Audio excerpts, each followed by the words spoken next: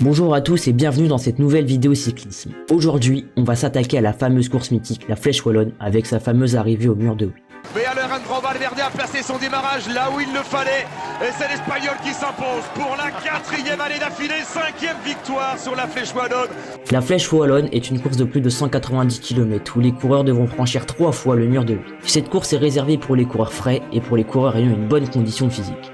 Cette année 2021 est complètement folle, car contrairement à l'an passé, le niveau est très resserré. Alaphilippe ou encore Marc Hirschi ne se sont pas encore imposés dans des classiques cette saison. Déjà en vue lors du cyclocross et vainqueur la semaine dernière de la Flèche Brabançonne, Tom Pidcock est selon moi le favori principal à suivre de cette course. Qui va passer, qui va remporter? Oui, pour la première fois, une très belle classique.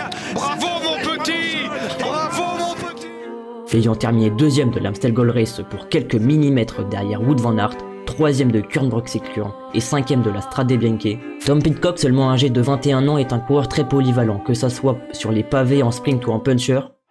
Et qui va remporter la Flèche Wallonne, la première classique de sa carrière. Bravo. Même si cette année il a fait un moins bon début de saison que l'an passé, Julian Alaphilippe, le champion du monde en titre, va essayer sans aucun doute de chercher une troisième victoire. Lui qui n'est pas dans la forme de sa vie va sans aucun doute être présent dans le final, dans le mythique mur de Huy. Côté favori, il ne faut pas oublier Primož Roglič, le numéro 1 mondial du cyclisme. Souvent équipier de Wout van Aert cette année, Roglič pourra profiter pleinement et tenter de jouer sa carte perso. Très bon rouleur et très résistant, on pourra le voir à l'avant si dès le pied ses équipiers emmènent un rythme très soutenu. Cette année, le plateau est très relevé et très serré. Il ne faut pas oublier Marc Hirschi, vainqueur l'an passé devant Benoît Cosnefroy et deuxième lors de la Liège-Bastogne-Liège. 1952, the last Swiss win. 2020, a Flèche Wallonne victory.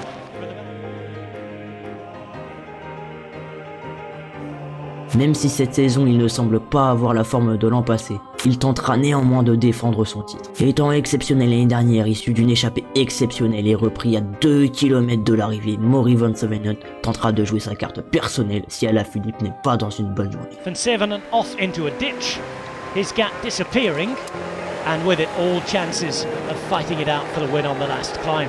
Maury Van Sevenant est un coureur de la même génération que Tom Pidcock. Il m'avait déjà tapé à l'œil l'an passé. Il m'a également impressionné cette année lors de la course de l'Amstel Gold Race. Même si ces coureurs se trouvera certainement le futur vainqueur de la Flèche Wallonne, il ne faut pas sous-estimer Benoît Cosnefroy qui essaiera enfin de chercher sa première victoire de prestige, qui lui n'est pas passé loin l'an passé. 1952, the last Swiss win. 2020, a Flèche Wallonne victory.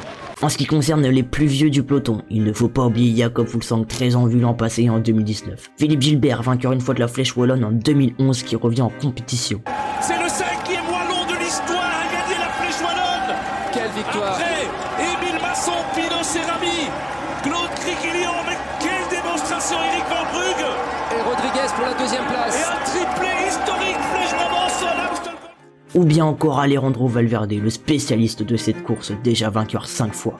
Quel phénomène! Mais alors André Valverde a placé son démarrage là où il le fallait. Et c'est l'Espagnol qui s'impose pour la 4e année d'affilée, 5e victoire sur la Flèche Wallonne.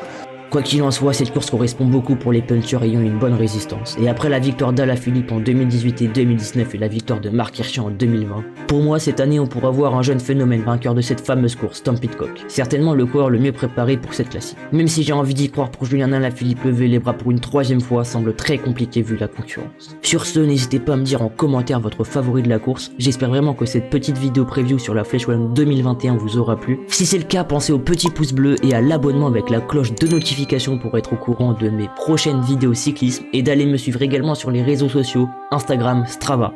Sur ce, c'était Lucas, bye bye.